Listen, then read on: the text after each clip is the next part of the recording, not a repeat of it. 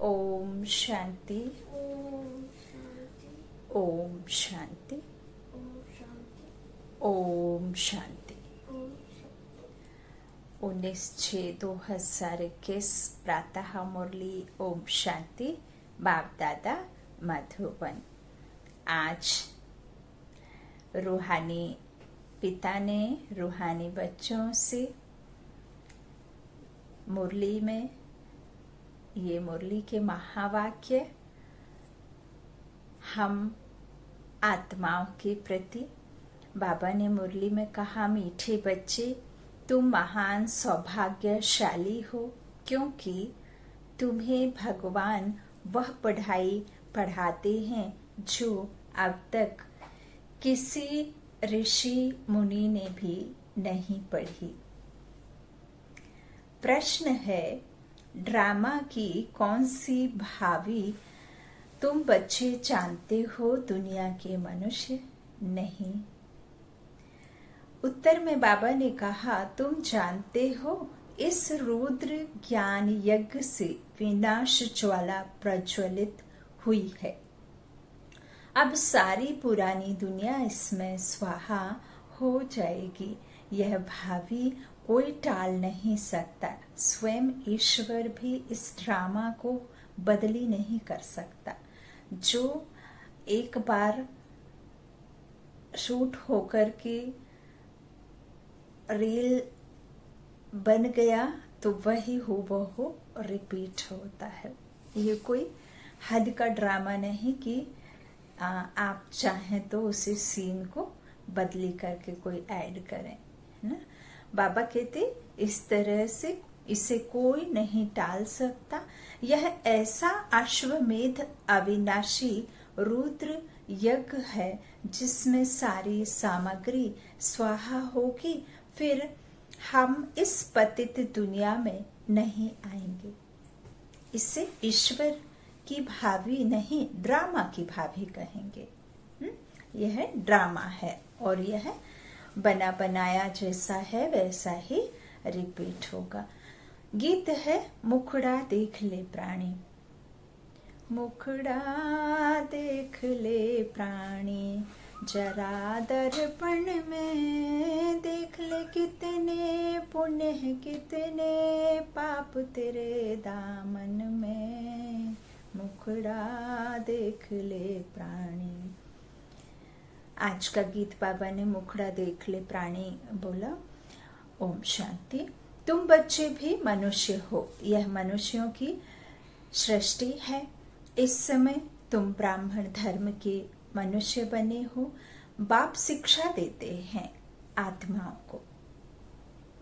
आत्मा को अभी अपने स्वधर्म का पता है कि हम आत्मा इस शरीर को चलाने वाली हैं। आत्मा का यह रथ है। जैसे बाप इस रथ पर आकर सवार हुए हैं, है ना। पार ब्रह्म परमात्मा इस ब्रह्मा तन में आए, तभी से उनका ब्रह्मा नाम रखा। तो इस रथ पर सवार हुए। बाबा कहते हैं सिर्फ आत्मा को यह ज्ञान भूल गया है कि हम आत्मा शांत स्वरूप हैं। आत्मा अपने स्वधर्मों को भूलने से ही तो अशांत हुई, है ना। तो बाबा कहते इस तरह से यह भूल गए कि हम आत्मा शांत स्वरूप हैं। हमारे रहने का स्थान ही मूल वतन है, शांति धाम, है ना, निर्वाण धाम। तो वहां से आते हम कर्म में शरीर को धारण कर। बाबा कहते यह शरीर हमको यहाँ मिलता है। हमारा आत्मा का जो स्वरूप है वो ज्योतिर्बिंदु है, शांत स्वरूप है, अव्यक्त। हमारा जो अनादि स्वरूप है अव्यक्त है, और जो विनाशी स्वरूप है ये साकार, है ना। तन में आते हैं तब ये व्यक्त शरीर को, ये 5 तत्वों के शरीर को धारण कर फिर पाठ बजाते हैं। तो बाबा कहते हैं इस तरह से यह जो शरीर है वो यहाँ मिलता है। और यह आत्माएं जो मूल वतन से आती हैं तो आदि से शुरुआत हो जाती है। ड्रामा की शुरुआत तो सतयुग से ही हो जाती है ना। तो आदि से अंत तक चलता, और ड्रामा आदि से अंत तक ये चलता ही रहता है, ये ना खत्म होने वाला ड्रामा है ना। इस तरह से ये साइकिल रिपीट होते रहती है, होती रहती। बाबा कहते इस तरह से जो हम यहाँ ऐसे आए शरीर में, ऐसे ऐसे अपने साथ बातें करनी है ना। मन से मन की बातें करनी है, अपने मन से बाबा के महावाक्यों को रिपीट करना है और मन से इसका मनन चिंतन करना। बाप कहते हैं तुम आत्मा शांत स्वरूप हो, अगर तुम चाहो हम शांति में बैठें तो अपने को आत्मा समझ शांति धाम के निवासी समझो। थोड़ा समय शांति में बैठ सकते हैं, मनुष्य शांति ही मांगते हैं। मन को शांति चाहिए। क्यों चाहिए? क्योंकि उसका वह स्वधर्म है, तो वह हमेशा उसी एक बात को चाहती है, शांति, है ना। तो आत्मा इस तरह से चाहती हमेशा। थोड़ा समय बाबा कहते हैं कि यह आत्मा ने कहा, क्या कहा? कि मन को शांति चाहिए, परंतु मनुष्य यह नहीं जानते हैं कि मैं आत्मा हूँ। शांति तो चाहिए, लेकिन यथार्थ जो रियलिटी नहीं जानते कि मैं कहने वाली पूरे 24 घंटे में मैं कितने बार मैं कहती हूँ, तो क्या वह मैं कहने वाली यह शरीर या ये मुख या कान सुनने वाले हैं क्या? नहीं। यदि ये कान ही सुनते और ये मुख ही बोलता, आंखें ही देखती, तो फिर देह का जब अंत होता, अर्थात मृत्यु उपरांत भी ये शरीर कार्य करता, तो यह शरीर तो कार्य करता नहीं है जब मृत्यु हो जाती, क्योंकि आत्मा ही इस कर्मेंद्रियों के द्वारा इस शरीर को चलाती है ना। तो चैतन्य शक्ति आत्मा है जो इस गाड़ी रूपी शरीर को चलाती है। बाबा कहते हैं इस तरह से यह आत्मा ने कहा है, लेकिन यह मनुष्य नहीं जानते हैं कि मैं आत्मा हूँ, यह भूल गए हैं। एक कहानी भी है ना, रानी के गले में हार पड़ा था और ढूंढती थी बाहर, है ना। उसके खुद के गले में था लेकिन बाहर ढूंढती थी, और कितने लोगों को कितने चोरी का इल्जाम लगाया, उसको सजा दी, तब देखा तो उसके गले में ही था, है ना। इस तरह से बाबा कहते हैं, बाप समझाते हैं शांति तो तुम्हारा स्वधर्म है ना। बाबा कहते बच्चों ने समझा है, हम आत्मा शांत स्वरूप हैं, यहाँ आई हैं पार्ट बजाने, इन ऑर्गन्स से डिटैच हो जाते हैं। मैं आत्मा अलग और ये 5 तत्व का विनाशी शरीर अलग, तो डिटैच हो जाते तो आत्मा शांत है ना। अनुभव करते हैं, मन बुद्धि के विमान में बैठ कर के शांति धाम का चक्कर लगाते हैं। तो बाबा कहते आत्मा अपने स्वधर्म में शांति में जितना चाहे बैठ सकती है। चाहो हम इस शरीर से काम ना करें तो शांत में बैठ जाओ, यह है सच्ची शांति। इनको तुम ढूंढते नहीं, तुम्हारा स्वधर्म शांत है। अभी यहाँ पाठ बजा रहे हैं, बाप द्वारा मालूम पड़ा है कि हमने 84 जन्मों का पाठ बजाया। इन 84 जन्मों के चक्र का कोई को पता नहीं, सिर्फ तुम बच्चे ही समझते हो। पहले हम सूर्यवंशी राजा व प्रजा थे, फिर चंद्रवंशी, सो वैश्यवंशी, सो शूद्रवंशी बने हैं। तो 4 इस तरह से सूर्यवंशी बाबा कहते, फिर चंद्रवंशी, फिर वैश्य, फिर शूद्र, इस तरह से 4 उसमें बटा हुआ है ना भागों में। तो बाबा कहते हैं शूद्र से फिर वापस ब्राह्मण बनते, फिर ब्राह्मण सो फरिश्ता, फरिश्ता सो देवता, है ना। ये 100 का पाठ भी बाबा ने हमारा 100 का राज समझाया है। तो बाबा कहते हैं पहले हम सूर्यवंशी थे, फिर चंद्रवंशी बने, फिर वैश्य, फिर शूद्र बने। तो फिर यहाँ आकर मनुष्यों ने क्या किया, अलग अलग हिसाब से अलग अलग जाति रखा और फिर अलग अलग उनको अपना अपना काम दिया।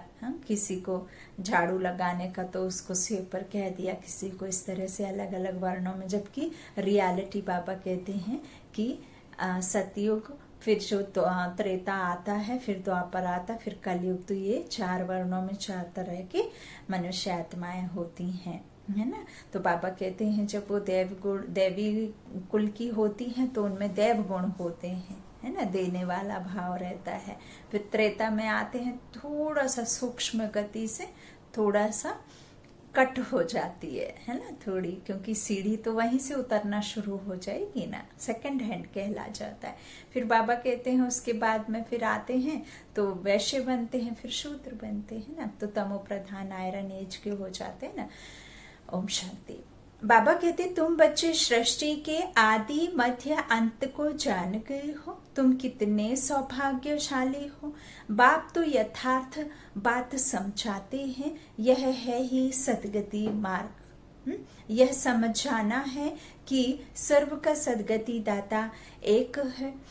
अभी जान गए हो हमको शिव बाबा आकर 21 जन्मों के लिए सदगति प्राप्त करा रहे हैं। बाहर वाले मनुष्य इन बातों को नहीं जानते, जानते ही नहीं। तुम ब्रह्मा कुमार कुमारियां ही जानते हो।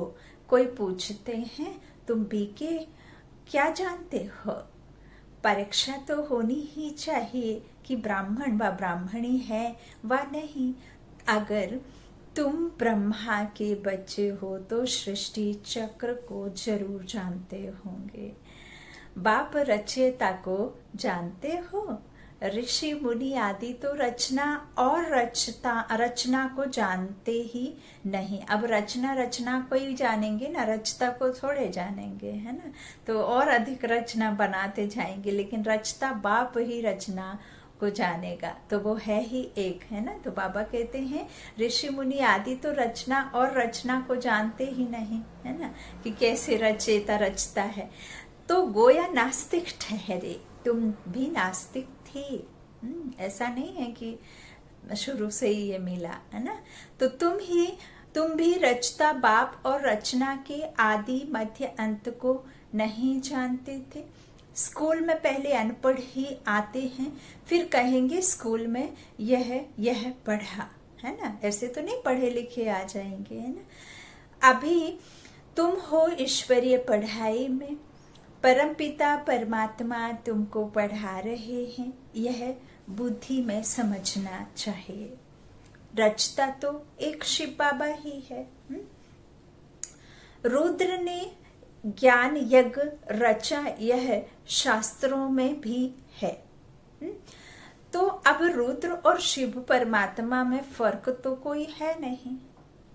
यह भी है कि रुद्र ज्ञान यज्ञ से विनाश ज्वाला निकली, है ना। बहुत शीतल है, और ये ऐसा नहीं है कि ये ज्वाला किसी को भस्म करे, ये तो हमारे विकर्मों को भस्म करती है, बिना खूने नाहक नदियां बहाए, है ना। तो हमारे अंदर के आसुरी अवगुणों को, माया को, 5 विकारों को ये विनाश ज्वाला जो निकली है, उससे विकर्म विनाश होते हैं, है ना। बाबा कहते हैं इस तरह से जो यज्ञ से विनाश ज्वाला निकली, सिर्फ रुद्र शिव की जगह कृष्ण का नाम डाल दिया है ना। बाबा कहते हैं कि परम पिता परमात्मा तुमको पढ़ा रहे हैं, तो फिर यह सब बातें भी बुद्धि से समझना है। यह सब चीजें समझने की है। इसमें कोई शास्त्र आदि मंत्र आदि पढ़ने की कोई बात नहीं, कोई लिख करके रखना ये कोई बात नहीं। कुछ पॉइंट्स आप लिख कर रख भी दें तो फिर उन्हें रिपीट करें, उन्हें मनन चिंतन करें, है ना, उसमें डेप्थ में जा कर के उसे समझें। तो बाबा कहते हैं इस तरह से रचता तो एक शिव बाबा ही है ना। तो रुद्र ने ज्ञान यज्ञ रचा, यह शास्त्रों में भी है, बाबा कहते हैं, है ना। तो अब रुद्र और शिव परमात्मा में फर्क तो कोई नहीं, बाबा कहते हैं। तो सिर्फ क्या किया है कि बाबा कहते हैं शिव की जगह कृष्ण का नाम जो डाल दिया, वही बाबा ने बताया ना, बड़ी भूल हो गई है। वही गीता बाबा कहते हैं इस ज्ञान यज्ञ से विनाश ज्वाला प्रज्वलित हुई, तो स्वराज्य के लिए यह ज्ञान यज्ञ है। यह ज्ञान यज्ञ किसके लिए है? स्वराज्य के लिए। स्वराज्य अर्थात खुद पर विजय, खुद पर राज्य प्राप्त करना, और स्व में आत्मा, और राज्य मुझ आत्मा का इन कर्मेंद्रियों पर पूरी तरह से कंट्रोल होना। बच्चे के माफिक, जैसा बच्चे को उसका पिता बोले कि यहाँ से नहीं उठना, तो वो वहां से हिलता भी नहीं। ठीक इसी तरह से बाबा कहते स्व पर अधिकार होगा तभी आप स्व पर राज्य कर पाएंगे। जब तक आप स्व पर, कर्मेंद्रियों पर जो नहीं विजय प्राप्त करेंगे, तो आप कैसे स्व पर राज्य करेंगे, है ना। पहले अपने कर्मेंद्रियों को वश में करो, ना कि कर्मेंद्रियों के वश में हो, तभी आपको स्वराज्य मिलेगा, है ना। बाबा कहते हैं यह खुद के लिए है, आत्मा कहती है। तो इसमें पुरानी दुनिया स्वाहा होनी है, जो भी विकारी दुनिया है, मनुष्यों की विकार है, वो स्वाहा होना है ना। शरीर तो वैसे ही विनाशी रहता है। तो बाबा कहते हैं यज्ञ में सारी आहुति अर्थात सामग्री डालते हैं ना, पता नहीं क्या क्या डालते हैं, तो सब स्वाहा कर देते हैं, स्वाहा स्वाहा कहते हैं। तो इस रुद्र ज्ञान यज्ञ में सारी पुरानी दुनिया स्वाहा हो जाएगी। तुम अब राजयोग सीख रहे हो, राजयोग सीखने से ही राजेश्वरी बनते ना, तो इस पतित दुनिया में फिर आएंगे नहीं, अगले कल्प में ही आएंगे। तो तुम अब राजयोग सीख रहे, बाबा कहते यह दुनिया फिर खत्म हो जानी है। तुम जानते हो नेचुरल कैलेमिटीज आदि सब होंगी, यह सारी नॉलेज तुम्हारी बुद्धि में बैठना चाहिए। शिव बाबा कहते हैं मेरी बुद्धि में ही सारा ज्ञान है। बाप सत्य है, चैतन्य है, ज्ञान का सागर है। सृष्टि के आदि मध्य अंत को जानते हैं। ऋषि मुनि तो कहते हैं हम रचता और रचना को नहीं जानते। तुमसे कोई पूछेंगे तुमको क्या मिलता है, बोलो जिसको बड़े बड़े ऋषि मुनि आदि कहते थे कि हम रचता और रचना के आदि मध्य अंतर को नहीं जानते हैं, सो हम जानते हैं, है ना।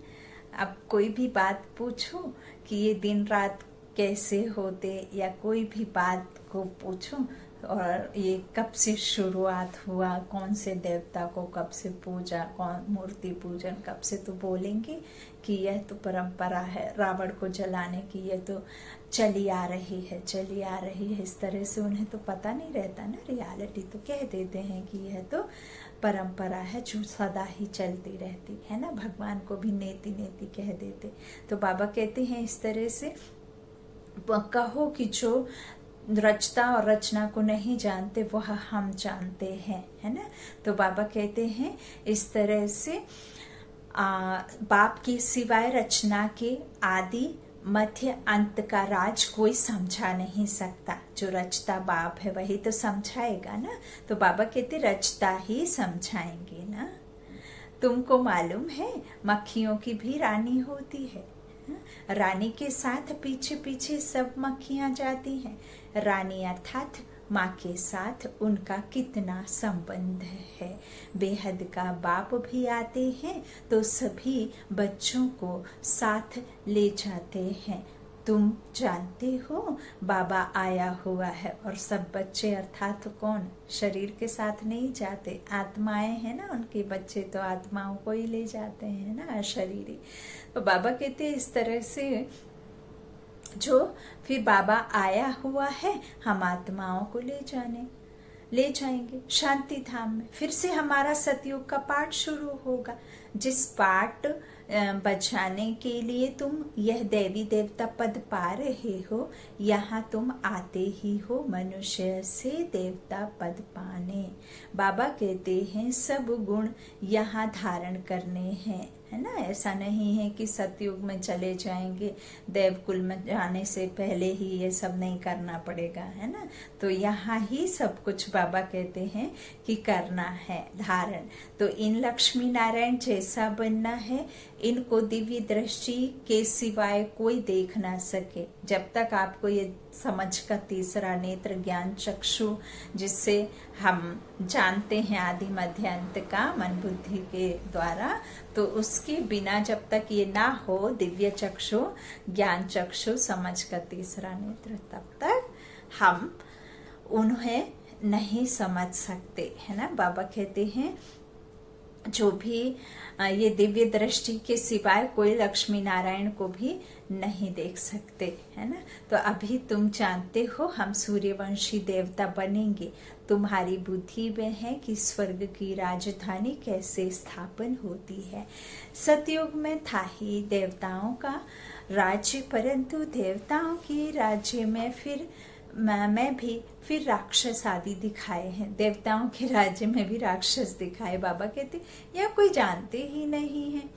भारत कितना पवित्र था, महिमा भी गाते हैं सर्वगुण संपन्न, तो उन्हों के आगे माथा भी टेकते हैं, है ना। फिर पूज्य से पुजारी बनेंगे तो माथा तो टेकेंगे, खुद के ही माथा टेकते हैं ना। उस समय आकर के गए उनके तो मंदिर भी बहुत बने हुए हैं, परंतु यह पता नहीं है कि आदि सनातन देवी देवता धर्म सतयुग का कब और कैसे स्थापन हुआ।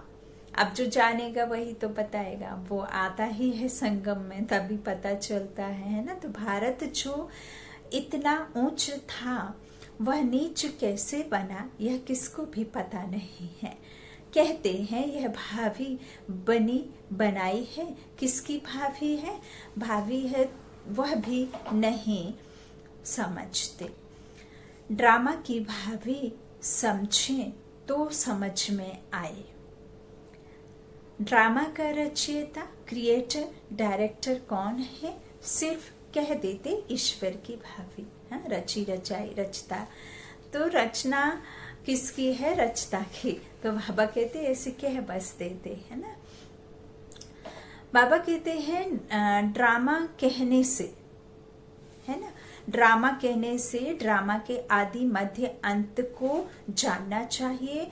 सिर्फ किताब पढ़ने से ड्रामा का पता नहीं पड़ सकता है, जब तक जाकर कोई ड्रामा देखे नहीं। जैसे अखबार में भी पढ़ा था एक कृष्ण चरित्र का ड्रामा बना हुआ है, परंतु देखने बिगर कोई समझ थोड़े ही सकता है ना। बाबा कहते हैं देखेंगे तब समझेंगे, ड्रामा में यह सब होना है। तुम बच्ची भी ड्रामा को अभी समझते हो। मनुष्य कहते हैं वर्ल्ड की हिस्ट्री ज्योग्राफी का यह चक्र फिरता रहता है, परंतु कैसे फिरता है यह किसको पता ही नहीं। नाम भी लिखे हुए हैं, सतयुग, त्रेता, द्वापर, कलयुग, फिर संगम युग। और संगम युग सबसे छोटा है ना, और सबसे जास्ती जल्दी जल्दी मृत्यु और जल्दी जल्दी जन्म कलयुग में होते, क्योंकि वो दुनिया भी खाली होती, सब आत्माएं नीचे उतरती, फिर वापस पवित्र बनकर आत्मा जाती। तो सतयुग में सबसे कम जन्म, सबसे जास्ती उम्र और गोल्डन एज होती ना, तो सतयुग। और सबसे ज्यादा सुख, सुख ही सुख, सुख ही सुख, है ना, एवर हेल्दी वेल्दी। और त्रेता में भी सुख, द्वापर और कलयुग, है ना। तो त्रेता में थोड़ा सूक्ष्म गति से जो नीचे गिरते सेकंड हो जाते, तो फिर वहां पे सूक्ष्मता से जो आते हम नीचे उतरना शुरू होते हैं, तो उसमें 8 के बाद फिर 12 होते है ना, फिर 21, फिर 43, सबसे अंतिम जन्म जो संगम युग का। तो ऐसे ऐसे फिर धीरे धीरे ये मनुष्य सृष्टि का झाड़ भी वृद्धि को पाता जाता।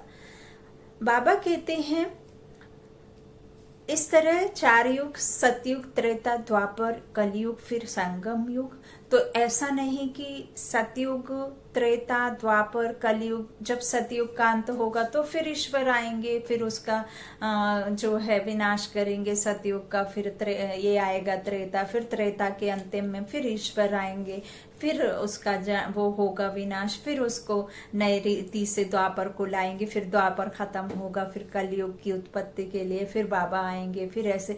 तो ऐसा नहीं होता। बाबा कहते जब तक एक जो मनुष्य सृष्टि का झाड़ पूरी रीति 5000 वर्ष का जो कल्प नहीं होता पूरा, तब तक ईश्वर बार बार आकर के ऐसे युगे युगे नहीं आते है ना, युगे युगे नहीं, कल्प के अंत में आते। फिर जब पूरी तरह से पूरी रीति ये पेड़ जो बढ़ जाता, तब फिर वापस उससे विनाश कर फिर स्थापना होती आदि की है ना। तो ये चलता रहता है इस तरह से।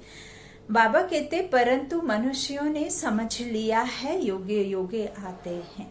यदि युगे युगे आते हैं तो फिर इतने जास्ती दुख नहीं होते ना, इतने जल्दी जल्दी ऐसे कैसे दुख हो जाते। युगे युगे आते कह देते बाबा कहते सतयुग त्रेता का भी संगम होता है। हाँ, जब सतयुग और त्रेता जब खत्म होता तो उसका भी बाबा कहते संगम होता है, परंतु उस संगम का कोई महत्व नहीं है, वहां तो कुछ होता नहीं।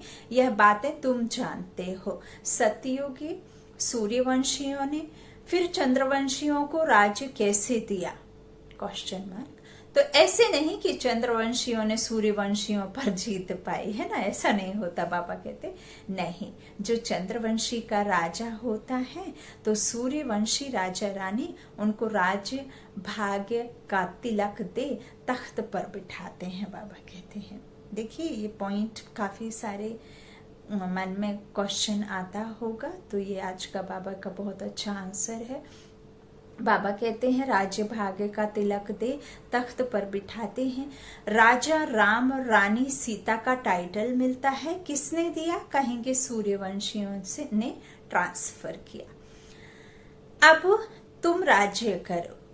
जो सीन तुम बच्चों ने साक्षात्कार में देखी है, बाकी कोई लड़ाई आदि नहीं लगती है। बाबा कहते हैं जैसे किसको राजाई दी जाती है वैसे देते हैं, है ना। ऐसे नहीं है कि उनको लड़ाई बिड़ाई करके उनके राज्य को लूटते हैं तलवार आदि चला करके, ऐसा नहीं है। बाबा कहते हैं है ना, जैसे देते हैं ना अपना हक, बच्चे को राज्य अभिषेक कर देते हैं है ना, छोटे को फिर वो राजा बन करके बैठ जाता है। तो इस तरह से जो बड़े होते हैं वो छोटों को देते हैं ना, तो फिर वो तो सूर्यवंशी हैं ही, 16 कला संपूर्ण निर्विकारी, तो फिर वो आते तो फिर इनको देते हैं अपने छोटों को है ना। तो सीता रानी का टाइटल मिलता, रानी सीता और राम राजा का। तो बाबा कहते इस तरह से जो है अधिकार जो देते हैं, तो जैसे किसको राजाई दी वैसे देते, उन्हों के पैर आदि धोकर उनको राज्य तिलक देते हैं। वहां कोई गुरु गोसाई तो होते नहीं है ना। बाबा कहते अब तुम बच्चों की बुद्धि में है, हम देवी स्वभाव वाले बनते हैं। सूर्यवंशी चंद्रवंशी राज्य में हम कितने सुखी होंगे है ना। ऐसे तो नहीं, वहां गुरु गोसाई आदि जरूरत ही नहीं है। क्यों जरूरत नहीं है? क्योंकि वहां पे ऐसा सब कुछ सदगति दुर्गति की कोई बात ही नहीं है, दुख की बात ही नहीं है ना। कोई ऐसी शिक्षा चाहिए ही नहीं होती है कि जिसकी वजह से आपको ऐसा लगे कि मुझे गुरु करना है तो सदगति चाहिए, ये चाहिए वो चाहिए है ना। तो इस तरह से वहां तो खुद ही पूज्य स्वरूप होते हैं, तो पूजन पाठ के लिए भी कोई की दरकार ही नहीं होती है ना। तो मंदिर में स्थापित कौन होता है? जो पूजे जाते हैं है ना। तो ये हमारा जो तन है वह भी एकदम फर्स्ट क्लास है ना, आत्मा भी फर्स्ट क्लास, प्यूरिटी के साथ दोनों है। बाबा कहते इस तरह से जो कोई भी गुरु गोसाई आदि नहीं करता, हम दैवी स्वभाव वाले बनते हैं। तो बाबा कहते हैं सूर्यवंशी चंद्रवंशी राज्य में हम कितने सुखी होंगे। बाबा हमको दुख से निकाल सुख में ले जाते हैं और कोई सुखी बना ना सके। साधु लोग खुद भी चाहते हैं हम शांति धाम में जाएं। बाप कहते हैं मैं इन साधुओं आदि का भी उद्धार कर सबको शांति धाम में ले जाता हूँ। सन्यासी तो आते ही द्वापर में है ना, ये सन्यासी वगैरह सब जो है बाबा कहते द्वापर में आते हैं। जब भक्ति शुरू होती है तब स्वर्ग में हम देवताएं ही रहते हैं, वहां भी सेक्शन अलग अलग हैं, सूर्यवंशियों का अलग और चंद्रवंशियों का अलग। फिर बाद में इस्लामी, बौद्धि, सन्यासी आदि जो भी आते हैं सबका सेक्शन अलग अलग बना हुआ है।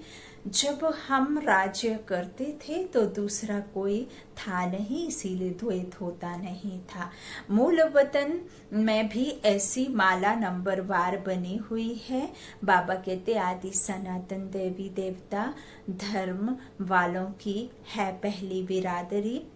तो बिरादरी वाले यहाँ सब आएंगे बाबा से मिलने, फिर वापस वहां जाएंगे ट्रांसफर होके। तो आदि सनातन देवी देवता धर्म बाबा कहते फिर और बिरादरियां निकलती हैं बाद में पिछाड़ी में, है ना। धीरे धीरे ही तो निकलती है, पहचान होती है, फिर बढ़ते हैं, है ना, 1 से 2, 2 से 4 ऐसे।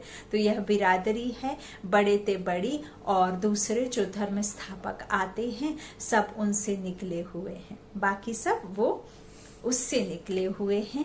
तुम कहेंगे इस्लामियों की है 2nd नंबर बिरादरी, फिर बौद्धियों की बिरादरी 3rd नंबर, हम हैं 1st, 2nd, 3rd। बाबा कहते बाकी हद की और छोटे छोटे तो काउंटिंग ही नहीं है, लाखों होंगे। तो यहाँ तो मुख्य है 4 बिरादरियां। पहले पहले हम आते हैं, फिर इस्लामी, बौद्धि, क्रिश्चियन आदि आते हैं। अभी हम नीचे गिर गए हैं, हमको ही 84 जन्म ले पाठ बजाना पड़ता है। जो अभी लास्ट में है वही फिर फर्स्ट में होंगे।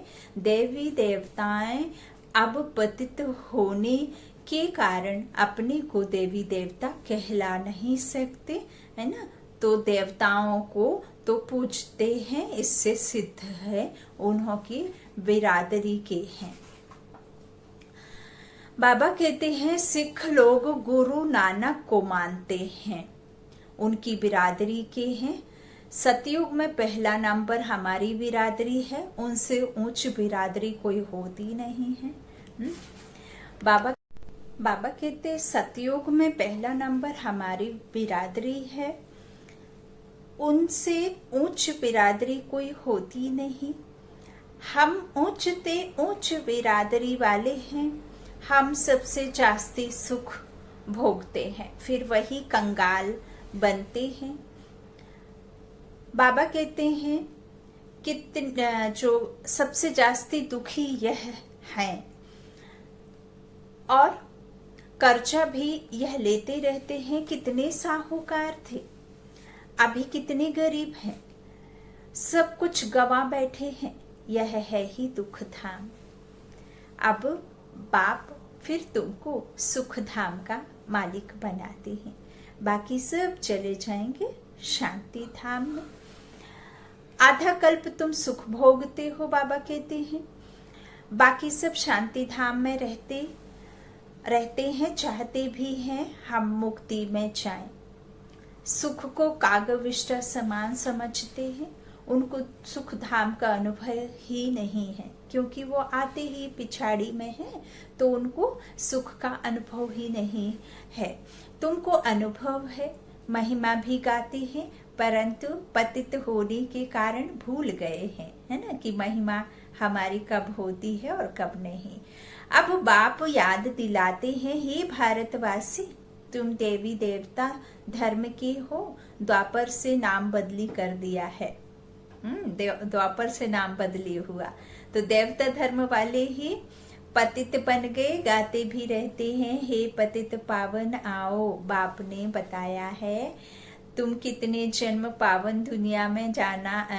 फिर बाबा कहते हैं तुम कितने जन्म पावन दुनिया में थे, अब बताया कर कितने जन्म पतित दुनिया में है, अब फिर पावन दुनिया में जाना है।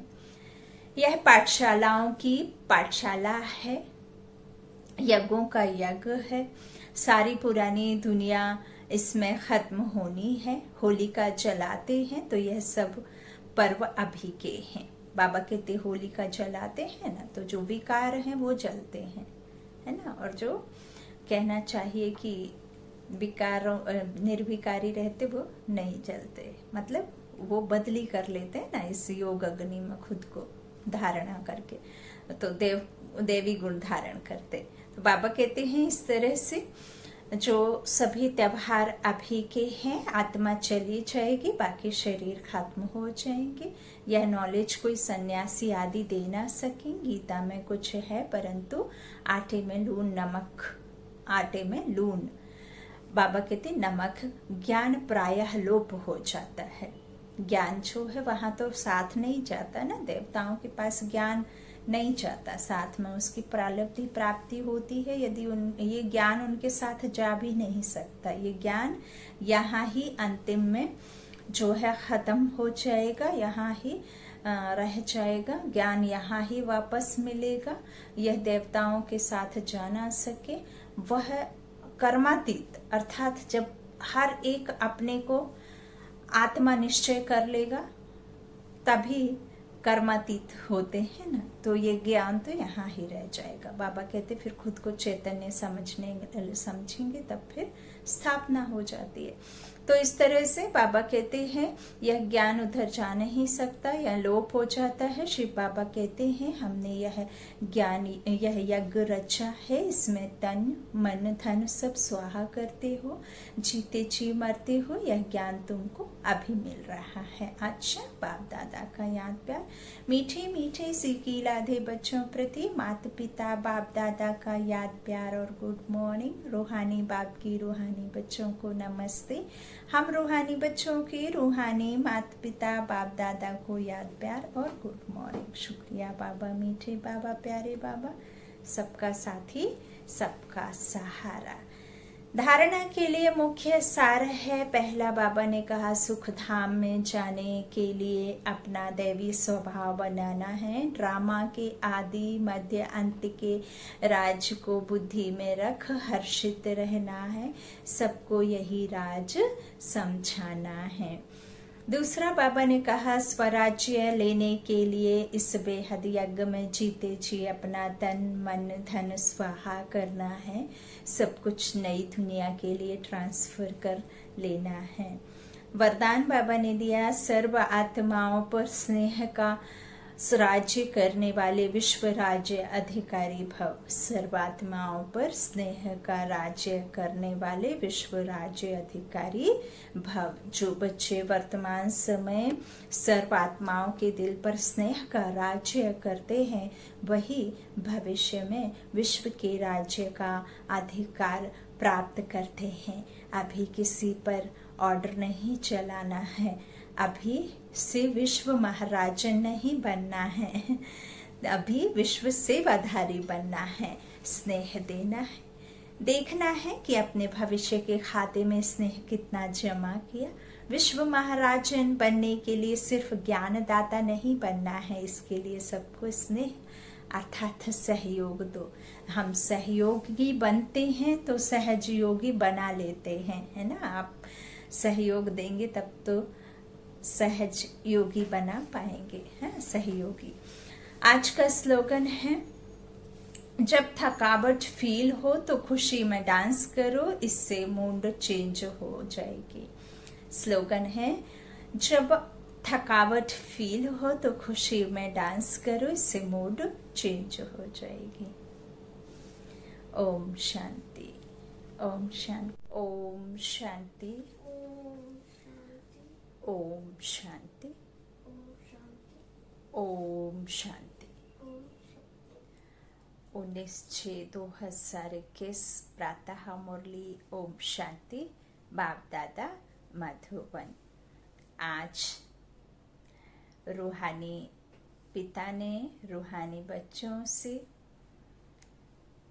मुरली में ये मुरली के महावाक्य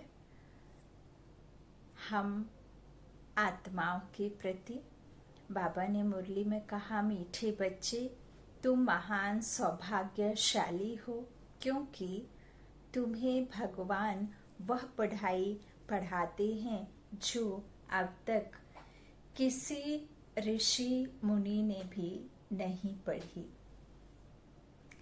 प्रश्न है, ड्रामा की कौन सी भावी तुम बच्चे जानते हो, दुनिया के मनुष्य नहीं?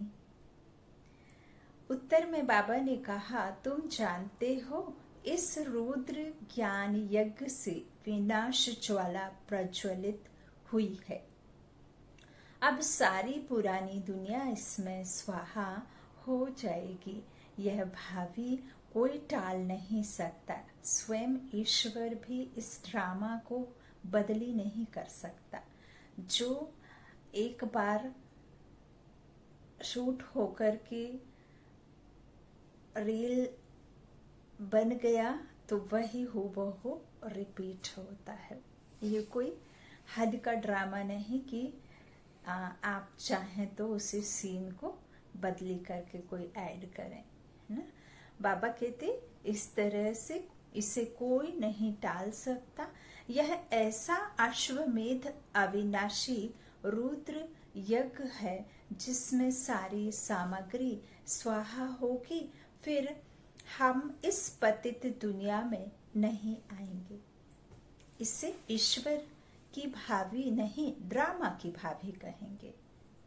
यह ड्रामा है और यह बना बनाया जैसा है वैसा ही रिपीट होगा। गीत है, मुखड़ा देख ले प्राणी। मुखड़ा देख ले प्राणी, जरा दर्पण में देख ले, कितने पुण्य है कितने पाप तेरे दामन में। मुखड़ा देख ले प्राणी। आज का गीत बाबा ने मुखड़ा देख ले प्राणी बोला। ओम शांति। तुम बच्चे भी मनुष्य हो। यह मनुष्यों की सृष्टि है। इस समय तुम ब्राह्मण धर्म के मनुष्य बने हो। बाप शिक्षा देते हैं आत्माओं को। आत्मा को अभी अपने स्वधर्म का पता है कि हम आत्मा इस शरीर को चलाने वाली हैं। आत्मा का यह रथ है। जैसे बाप इस रथ पर आकर सवार हुए हैं, है ना। पार ब्रह्म परमात्मा इस ब्रह्मा तन में आए, तभी से उनका ब्रह्मा नाम रखा। तो इस रथ पर सवार हुए। बाबा कहते हैं सिर्फ आत्मा को यह ज्ञान भूल गया है कि हम आत्मा शांत स्वरूप हैं। आत्मा अपने स्वधर्मों को भूलने से ही तो अशांत हुई, है ना। तो बाबा कहते इस तरह से यह भूल गए कि हम आत्मा शांत स्वरूप हैं। हमारे रहने का स्थान ही मूल वतन है, शांति धाम, है ना, निर्वाण धाम। तो वहां से आते हम कर्म में शरीर को धारण कर। बाबा कहते यह शरीर हमको यहाँ मिलता है। हमारा आत्मा का जो स्वरूप है वो ज्योतिर्बिंदु है, शांत स्वरूप है, अव्यक्त। हमारा जो अनादि स्वरूप है अव्यक्त है, और जो विनाशी स्वरूप है ये साकार, है ना। तन में आते हैं तब ये व्यक्त शरीर को, ये 5 तत्वों के शरीर को धारण कर फिर पाठ बजाते हैं। तो बाबा कहते हैं इस तरह से यह जो शरीर है वो यहाँ मिलता है। और यह आत्माएं जो मूल वतन से आती हैं तो आदि से शुरुआत हो जाती है। ड्रामा की शुरुआत तो सतयुग से ही हो जाती है ना। तो आदि से अंत तक चलता, और ड्रामा आदि से अंत तक ये चलता ही रहता है। ये ना खत्म होने वाला ड्रामा है ना। इस तरह से ये साइकिल रिपीट होते रहती है, होती रहती। बाबा कहते इस तरह से जो हम यहाँ ऐसे आए शरीर में, ऐसे ऐसे अपने साथ बातें करनी है ना। मन से मन की बातें करनी है, अपने मन से बाबा के महावाक्यों को रिपीट करना है और मन से इसका मनन चिंतन करना। बाप कहते हैं तुम आत्मा शांत स्वरूप हो। अगर तुम चाहो हम शांति में बैठें तो अपने को आत्मा समझ शांति धाम के निवासी समझो। थोड़ा समय शांति में बैठ सकते हैं। मनुष्य शांति ही मांगते हैं। मन को शांति चाहिए। क्यों चाहिए? क्योंकि उसका वह स्वधर्म है, तो वह हमेशा उसी एक बात को चाहती है, शांति, है ना। तो आत्मा इस तरह से चाहती हमेशा। थोड़ा समय बाबा कहते हैं कि यह आत्मा ने कहा, क्या कहा कि मन को शांति चाहिए, परंतु मनुष्य यह नहीं जानते हैं कि मैं आत्मा हूँ। शांति तो चाहिए, लेकिन यथार्थ जो रियलिटी नहीं जानते कि मैं कहने वाली पूरे 24 घंटे में मैं कितने बार मैं कहती हूँ, तो क्या वह मैं कहने वाली यह शरीर या ये मुख या कान सुनने वाले हैं क्या? नहीं। यदि ये कान ही सुनते और ये मुख ही बोलता, आंखें ही देखती, तो फिर देह का जब अंत होता, अर्थात मृत्यु उपरांत भी ये शरीर कार्य करता, तो यह शरीर तो कार्य करता नहीं है जब मृत्यु हो जाती, क्योंकि आत्मा ही इस कर्मेंद्रियों के द्वारा इस शरीर को चलाती है ना। तो वो चैतन्य शक्ति आत्मा है जो इस गाड़ी रूपी शरीर को चलाती है। बाबा कहते हैं इस तरह से यह आत्मा ने कहा है, लेकिन यह मनुष्य नहीं जानते हैं कि मैं आत्मा हूँ, यह भूल गए हैं। एक कहानी भी है ना, रानी के गले में हार पड़ा था और ढूंढती थी बाहर, है ना। उसके खुद के गले में था लेकिन बाहर ढूंढती थी, और कितने लोगों को कितने चोरी का इल्जाम लगाया, उसको सजा दी, तब देखा तो उसके गले में ही था, है ना। इस तरह से बाबा कहते हैं, बाप समझाते हैं शांति तो तुम्हारा स्वधर्म है ना।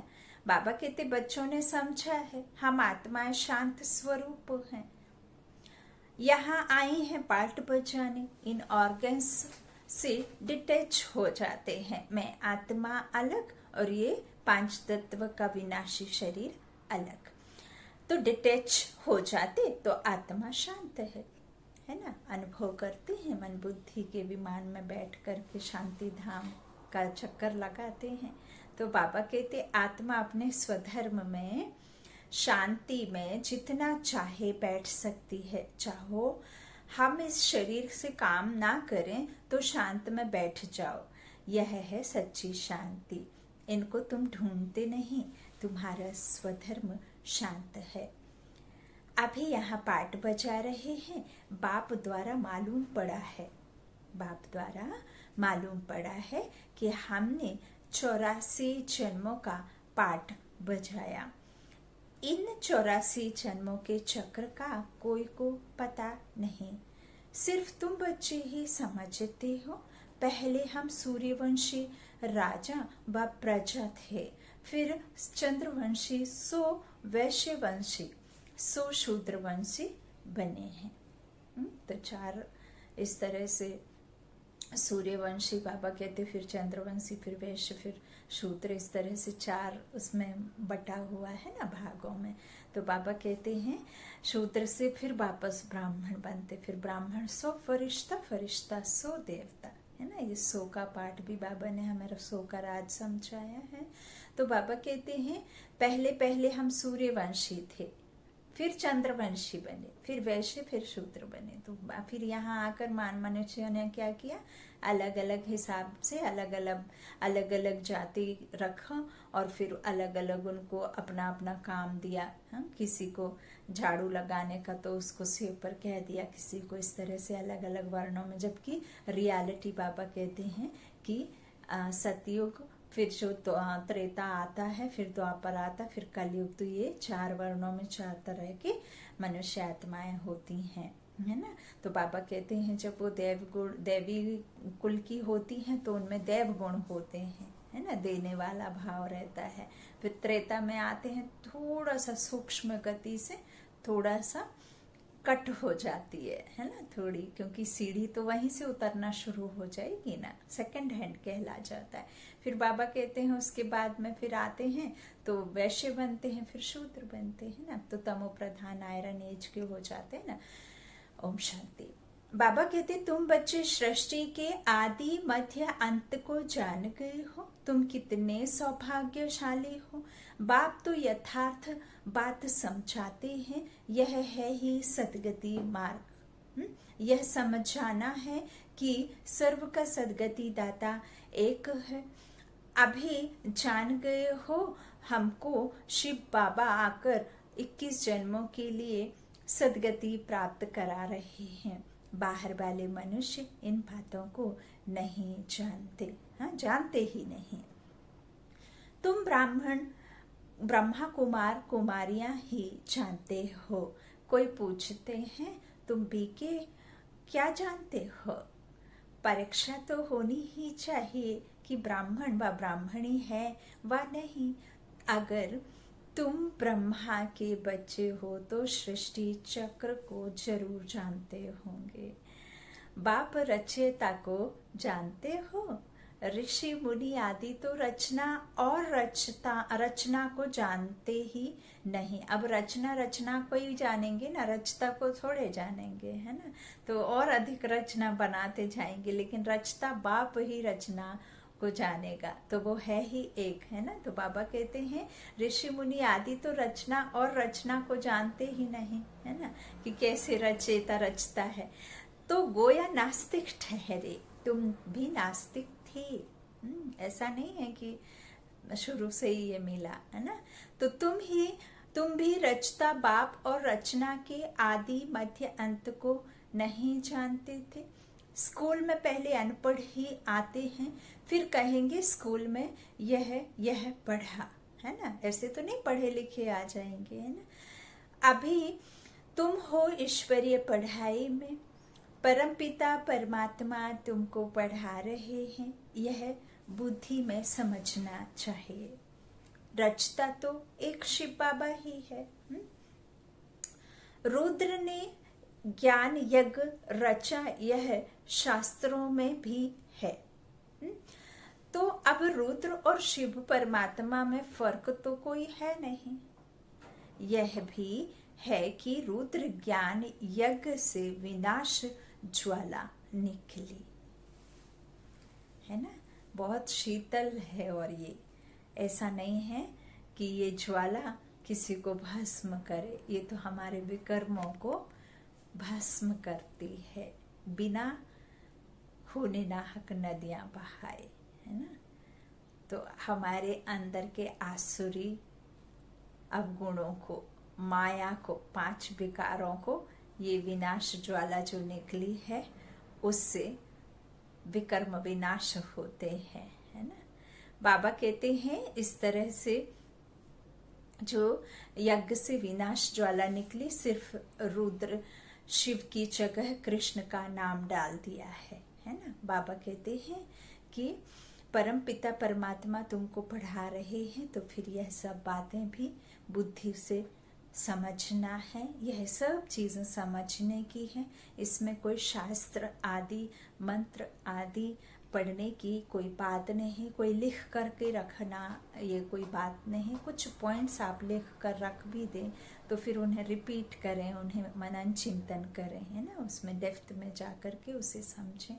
तो बाबा कहते हैं इस तरह से रचता तो एक शिव बाबा ही है ना। तो रुद्र ने ज्ञान यज्ञ रचा, यह शास्त्रों में भी है, बाबा कहते हैं, है ना।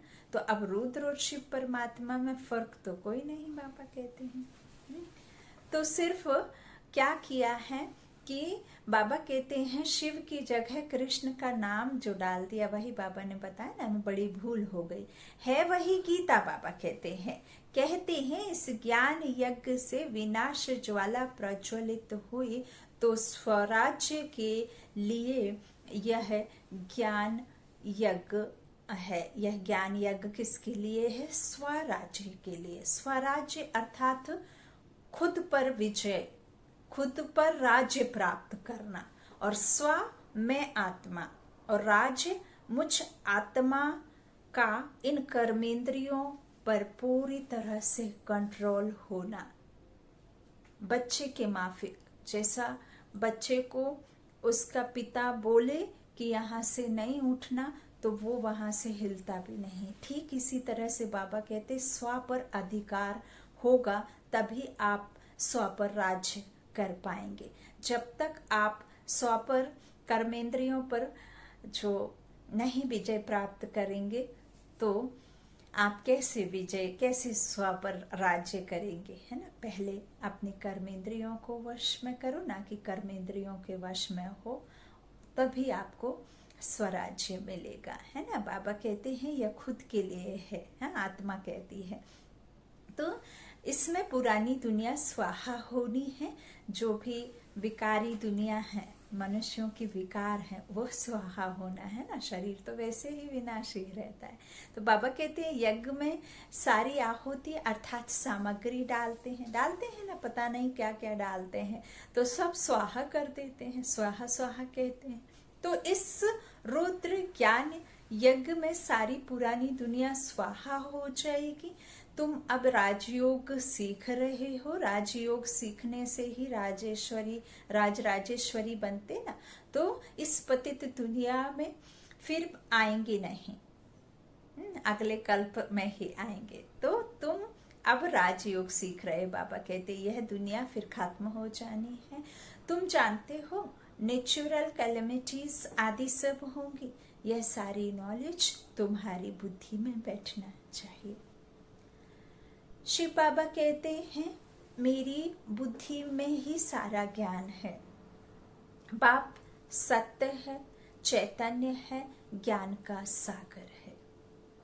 सृष्टि के आदि मध्य अंत को जानते हैं। ऋषि मुनि तो कहते हैं हम रचता और रचना को नहीं जानते। तुमसे कोई पूछेंगे तुमको क्या मिलता है, बोलो जिसको बड़े बड़े ऋषि मुनि आदि कहते थे कि हम रचता और रचना के आदि मध्य अंतर को नहीं जानते हैं, सो हम जानते हैं, है ना। अब कोई भी बात पूछो कि ये दिन रात कैसे होते, या कोई भी बात को पूछो और ये कब से शुरुआत हुआ, कौन से देवता को कब से पूजा, कौन मूर्ति पूजन कब से, तो बोलेंगे कि यह तो परंपरा है रावण को जलाने की, यह तो चली आ रही है। इस तरह से उन्हें तो पता नहीं रहता ना, रियलिटी तो कह देते हैं कि यह तो परंपरा है जो सदा ही चलती रहती है ना। भगवान को भी नेति नेति कह देते। तो बाबा कहते हैं इस तरह से कहो कि जो रचता और रचना को नहीं जानते वह हम जानते हैं, है ना। तो बाबा कहते हैं इस तरह से बाप के सिवाय रचना के आदि मध्य अंत का राज कोई समझा नहीं सकता। जो रचता बाप है वही तो समझाएगा ना। तो बाबा कहते रचता ही समझाएंगे ना। तुमको मालूम है मक्खियों की भी रानी होती है, रानी के साथ पीछे पीछे सब मक्खियां जाती हैं। रानी अर्थात माँ के साथ उनका कितना संबंध है।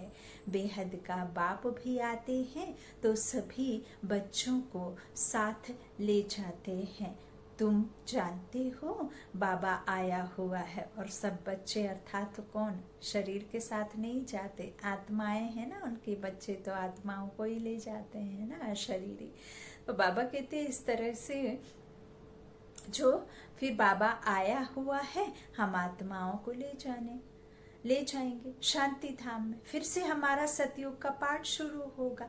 जिस पाठ बचाने के लिए तुम यह देवी देवता पद पा रहे हो, यहाँ तुम आते ही हो मनुष्य से देवता पद पाने।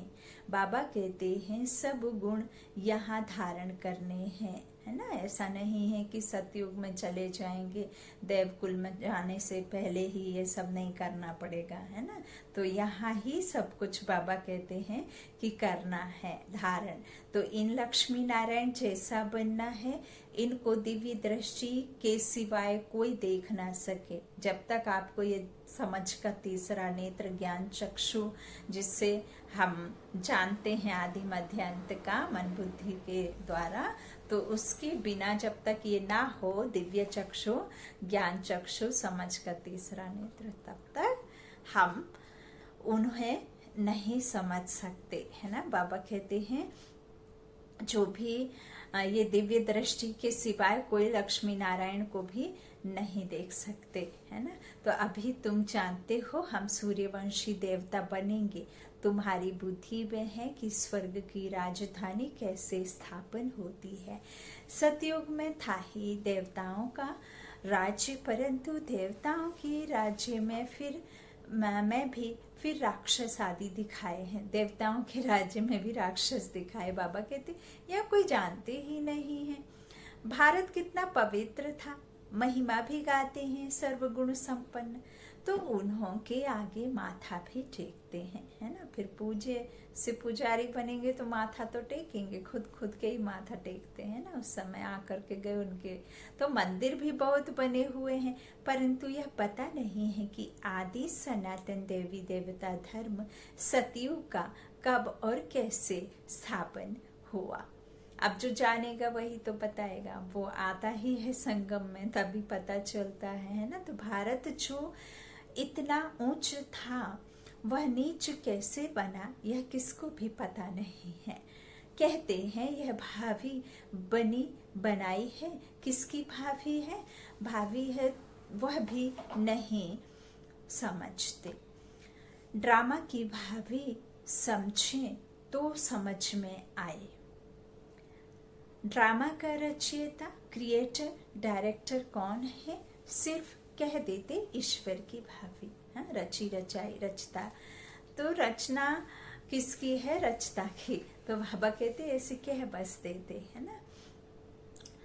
बाबा कहते हैं ड्रामा कहने से, है ना, ड्रामा कहने से ड्रामा के आदि मध्य अंत को जानना चाहिए।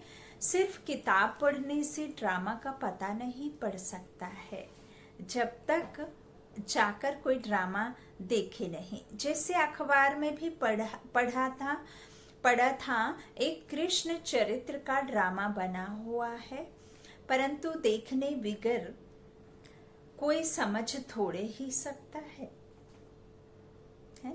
बाबा कहते हैं देखेंगे तब समझेंगे, ड्रामा में यह सब होना है।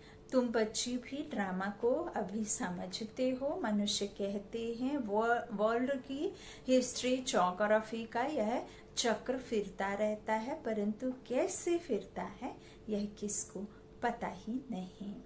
नाम भी लिखे हुए हैं, सतयुग, त्रेता, द्वापर, कलयुग, फिर संगम युग। और संगम युग सबसे छोटा है ना, और सबसे जास्ती जल्दी जल्दी मृत्यु और जल्दी जल्दी जन्म कलयुग में होते, क्योंकि वो दुनिया भी खाली होती, सब आत्माएं नीचे उतरती, फिर वापस पवित्र बनकर आत्मा जाती।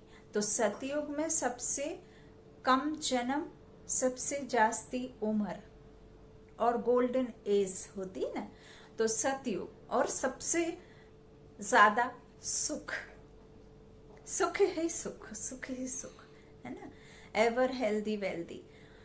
और त्रेता में भी सुख,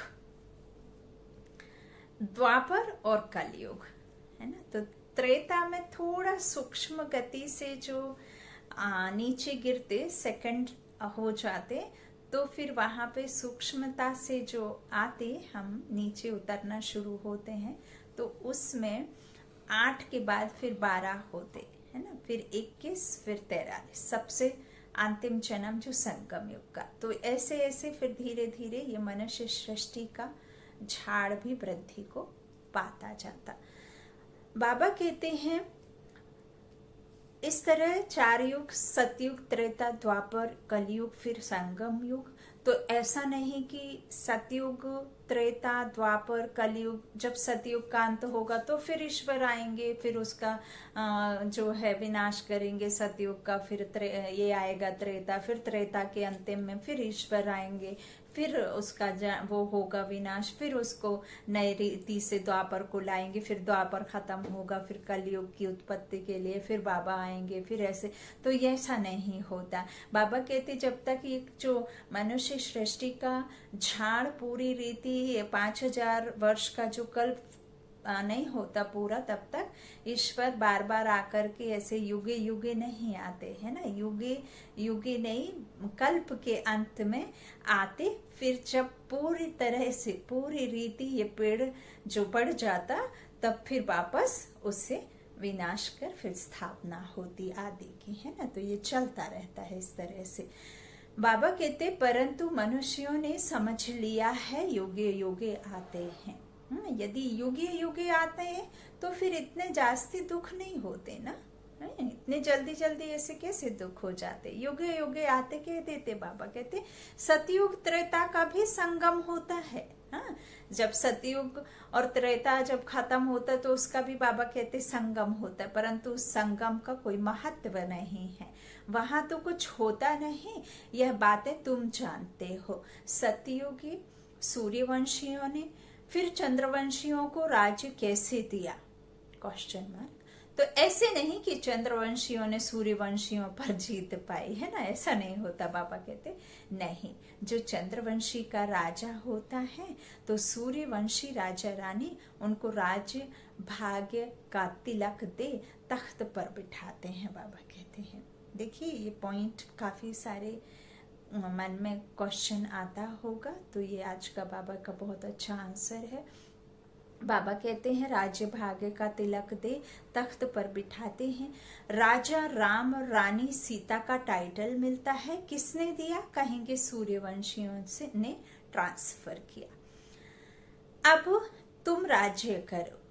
जो सीन तुम बच्चों ने साक्षात्कार में देखी है, बाकी कोई लड़ाई आदि नहीं लगती है। बाबा कहते हैं जैसे किसको राजाई दी जाती है वैसे देते हैं, है ना। ऐसे नहीं है कि उनको लड़ाई बिड़ाई करके उनके राज्य को लूटते हैं तलवार आदि चला करके, ऐसा नहीं है। बाबा कहते हैं, है ना, जैसे देते हैं ना अपना हक, बच्चे को राज्य अभिषेक कर देते हैं, है ना, छोटे को फिर वो राजा बन करके बैठ जाता है। तो इस तरह से जो बड़े होते हैं वो छोटों को देते हैं ना, तो फिर वो तो सूर्यवंशी हैं ही, 16 कला संपूर्ण निर्विकारी, तो फिर वो आते तो फिर इनको देते हैं अपने छोटों को, है ना। तो सीता रानी का टाइटल मिलता, रानी सीता और राम राजा का। तो बाबा कहते इस तरह से जो है अधिकार जो देते हैं, तो जैसे किसको राजाई दी वैसे देते, उन्हों के पैर आदि धोकर उनको राज्य तिलक देते हैं।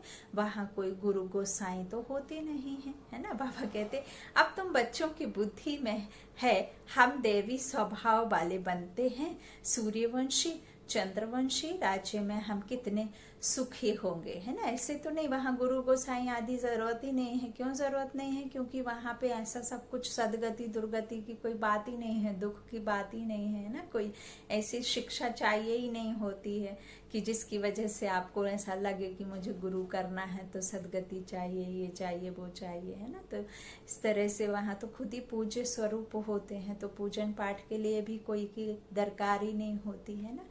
तो मंदिर में स्थापित कौन होता है? जो पूजे जाते हैं, है ना।